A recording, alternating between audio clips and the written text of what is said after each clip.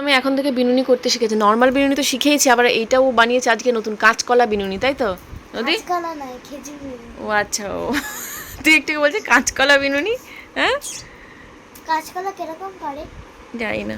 ও আমাকে এসে বলছে, মামা দেখো এইরকম বেনুনি বলছিলে, কাঁচকলা বেনুনি। আমি এখন ওকে বলেছি যে আমাদের মা ছোটোবেলায় আমাদেরকে খেজুর বিনুনি করে দিত, তুই তো চুল তো বাঁধতেই দিস না, এমনি নর্মাল বিনুনি করে দিত, খেজুর বিনুনি করে দিত, কলা বিনুনি করে দিত, দুদিকে বেঁধে একসাথে জয়েন করে ট্যাসেল বেঁধে করে দিত কলা বিনুনি। ও সেই জন্য বলছে তো এইটাকে দেখো কাঁচকলা বিনুনি এটাকে বলে। আমি বলছি হ্যাঁ। লাউ চিংড়ি খেলে? লাউ চিংড়ি খেলে ভালো লাগলো? আজকে কত ভালো মন্দ তরকারি হয়েছে, এখানে লাউ চিংড়ি হয়েছে, এখানে মাছের টক হয়েছে। আর মেয়ে খাচ্ছে কি দিয়ে? ঘি দিয়ে, ডাল সেদ্ধ দিয়ে আর ডিম ভাজা দিয়ে। তুই কি খাইয়ে দিতে হবে নাকি এত বড় মেয়ে?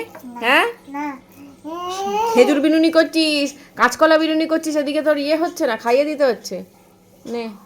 আপনারা অনেকেই ভাববেন যে আমি মানে নিজের প্রোডাক্ট তুলছি বলে হয়তো অন্য বুটিকে যখন প্রোডাক্ট দেখাবো তখন হয়তো আপনাদের সেই জিনিসটা পছন্দ হতে পারে, তো তার সাথে কন্ট্যাক্ট করবে। এরকম না যে আমি এখন নিজের প্রোডাক্ট তুলছি বলে কারোর প্রোডাক্ট দেখাবো না, সেরকম কোনো ব্যাপার না। আমি একটা আনপ্রফেশনাল মানুষ ভাই, আমি সমস্ত কাজকে আমি জন্য ক্যাজুয়ালি নিই। যার কালেকশন ভালো হবে, যার কম প্রাইসে পাবে, মানুষ তার কাছেই ছুটবে। তো এটা তো আমি ডেফিনেটলি পরবই, পরে রিল শুট করবো, বাট তার আগে মনে হলো খোলার আগে মানে আনবক্সিং করার আগে আপনাদের সাথে একটু দেখিয়ে নিই। খুব সুন্দর শাড়িটা আমি দেখছি, হ্যান্ডলুমের, পিওর হ্যান্ডলুম বোধ হয় এটা। দুটো শাড়ি আছে, দুটো শাড়ি আছে, দুটোই ভীষণ সুন্দর দেখতে। মা এই শাড়িটা কি কিউট দেখতে, আমারও পরানো যাহা চাই। বা পয়লা বৈশাখে স্পেশাল শাড়ি, এই হচ্ছে শাড়িটা। আমি ডেফিনেটলি পরবো পয়লা বৈশাখে। আর একটা যে শাড়ি পাচ্ছি এটা অন্য রকমের ডুয়াল কালারের একটা শাড়ি, এটাও ভীষণ সুন্দর দেখতে, পম পম দেওয়া আছে।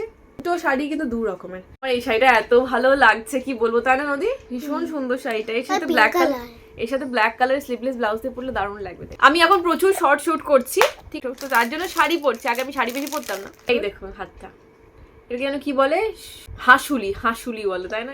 অ্যাকচুয়ালি শোনার পর তো আমার এখন মানে বললাম, মানে আমার কেন 99.9% মধ্যবিত্তদেরই ধরা ছোঁয়ার বাইরে শোনা। আসল ধুবড়ি হার এখন আমার কেনার ক্ষমতা নেই, সেটা আমি নকল ধুবড়ির হার পড়লাম। আমার মুখে কি হাসি, যেটা সত্যিই সোনার, এটা ব্লাশ করছি আমি। আচ্ছা, এর সাথে ছোট ছোট কানেরও আছে। এই মৌ মুখার্জি কি করে সোনা কিনতে পারে? না, আমি কিনতে পারিনি, এটা নকল সোনা। এই দেখুন, এই হারটা আমি কিনলাম আজকে, কেমন হয়েছে কমেন্টে জানাবেন। ভীষণ সুন্দর না? এটা কি অ্যাকচুয়ালি সোনার? হ্যাঁ হ্যাঁ, অ্যাকচুয়ালি সোনার কালারের। দেখিয়ে দিই, এটার সাথে দুটো ট্যাসেল দিয়ে দিয়েছে এরকম। এই ট্যাসেল গুলোকে এরকম ভাবে বেঁধে নিতে হবে। মা কোথায় গেল রে ভাই? ওরে আরে বাপু, আরে বাপু, জিস দেশ মে গঙ্গা বহতা হ্যায়। এই মুভিটা কে দেখেছিলেন ছোটবেলায় আর ভীষণ প্রিয় আমার মতো, আমাকে কমেন্টে জানাবেন। গোবিন্দার একটাই মুভি আমার খুব পছন্দ, সেটা হচ্ছে এটা। এই দেখুন আমার সোনার গয়না। চিন্তা করিস না, আমার পরে এটা তুই উত্তরাধিকারী হবি, বুঝলি? আমার পরে ওই এটার উত্তরাধিকারী হবে, এই দু ভরি সোনার হাসুলিটা। নদী, চাস তো তুই এটা? এটা চাস না? এত সুন্দর কিন্তু আমার সোনার চাই আসলে। মেয়ের কথা শোনো। করছে কোথায় গেল সাপটা? ওই তো ওই তো ওই তো নিচে শুয়ে আছে। ওই যে বিশাল বড় সাপ বেরিয়ে। নাও রুনু মুনু ঝুনু, বলে না নাও রুনু মুনু ঝুনু, বলে না।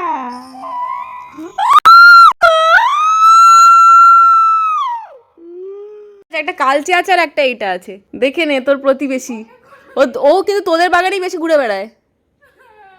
জায়গা পেয়েছে বলে আমি সুস্মিতাকে ডেকে বলছি, এই দেখ একটা দারুণ জিনিস। আমি ভাবছি তুই ওপরে যাবে, তুই নিচ থেকে বেরোচ্ছিস, আর গেল। আর এখানটাই বিশাল বড় হয়ে শুয়েছিল। নদী ব্যাগ নিয়ে বেরিয়ে পড়েছে। চলো। হ্যাঁ, কারণ একটু পরে তুই জামা কাপড় খুলবি, মানে জামা কাপড় খুলবি তো সোয়েটার খুলবি, টুপি খুলবি, কোথায় রাখবি? ওই জন্য ব্যাগ নিতে বলেছি। দেখবি যখন টোটোতে আসবি তখন আসার সময় ঠান্ডা বেশ লাগবে।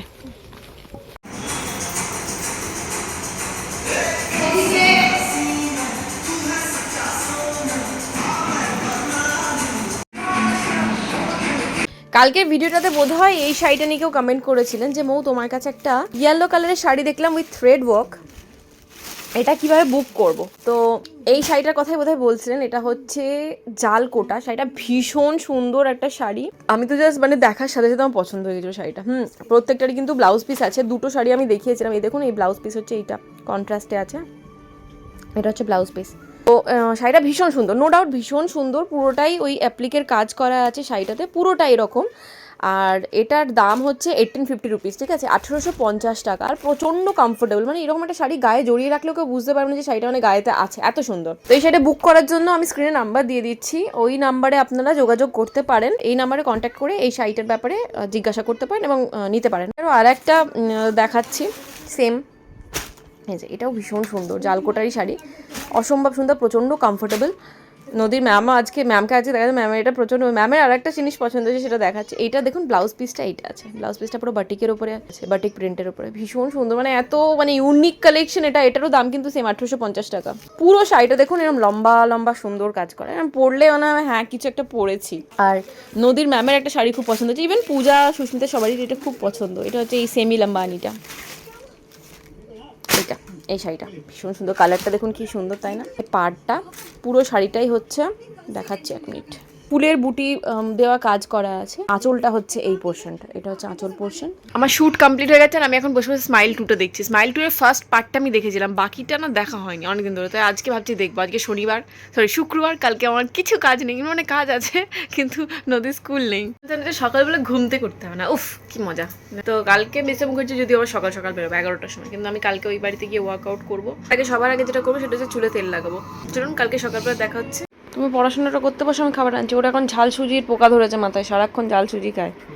ওট ওট ওট ওট ওট নদী, বাকিগুলো পড়ে নাও, অষ্টম পাঠ, ষষ্ঠ পাঠ, সপ্তম পাঠ, এগুলো পড়ো। Good morning everyone. তো আপনাদের মধ্যে কয়েকজন আমাকে বলেছেন দিদি ঝাল সুজি রেসিপিটা শেয়ার করো। অ্যাকচুয়ালি ঝাল সুজি যে উপমা যেরম স্টাইলে হয়, মানে সেরম স্টাইলে আমরা খেতে ভালোবাসি, নদী একদম পছন্দ করে। নদীর হচ্ছে টিপিক্যাল একটা পছন্দ আছে, সেটা হচ্ছে আমার বড়দি যেভাবে করতো, একটু পাতলা পাতলা জল জলে মানে সুজিটা হবে, খেতে সুবিধা হবে, শক্ত হয়ে যাবে না, ঝুরঝুরে হবে না আর কি। তো সেটা আপনারা শেয়ার করতে বলেছেন, তো সেটাই শেয়ার করছি। তবে এটার মধ্যে টমেটো বাদ দিচ্ছি, কারণ আবার টমেটো খায় না। আচ্ছা, সুজিটা দেওয়ার পর একটু একটু লাল লাল করে ভেজে নিতে হবে, দিয়ে তুলে রাখবো। দিয়ে কড়াইয়ের মধ্যে জাস্ট একটু পেঁয়াজ আর রসুন ফোড়ন দিয়ে, সুজিটা দিয়ে, নুন মিষ্টি দিয়ে, হলুদ দিয়ে, ব্যাস ঘেটে নামিয়ে দেওয়া। এই ঝাল সুজিটা আগের দিনে আরো বেশি টেম্পটিং লেগে থাকবে এই কারণটা আমি আমার নিজের জন্য বানিয়েছিলাম। একটু বেশি করে তেল দিয়ে কাঁচা লঙ্কা অ্যাড করেছিলাম, বেশি করে টমেটো অ্যাড করেছিলাম, সেই জন্য জিনিসটা খেতে এবং দেখতে দুটো আরোই ভালো হয়েছিল। কিন্তু নদী কাঁচা লঙ্কাও খাবে না, টমেটোও খাবে না, সেই জন্য আজকে ঝাল সুজিটা কিন্তু দেখতে অতটা টেম্পটিং না হলেও খেতে খারাপ লাগে না। মানে বাচ্চাদের, ইভেন আপনি 6 মাসের পর থেকে 7 মাসের পর থেকেও যে বাচ্চাদেরকে সুজি খাওয়ানো হয়, এইভাবে খাওয়াতে পারেন লঙ্কা ছাড়া, জাস্ট অল্প নুন হলুদ দিয়ে। যদি বাচ্চা মিষ্টি খেতে না ভালোবাসে, আমার বাচ্চা যেমন মিষ্টি খেতে ভালোবাসে না, তো সেই জন্য এরকম নোনতা নোনতা। যদি ঝাল সুজি মুখে দিতে পারছে না, তো গরম আছে, একটু ফু দিয়ে খা না, গরম গরম খেতেই ভালো লাগে, খেতে খা না। আজকে আর ওই বাড়িতে যাওয়া হলো না, ভাবলাম এই বাড়িতে একটু ফ্রি হ্যান্ড করে নিই।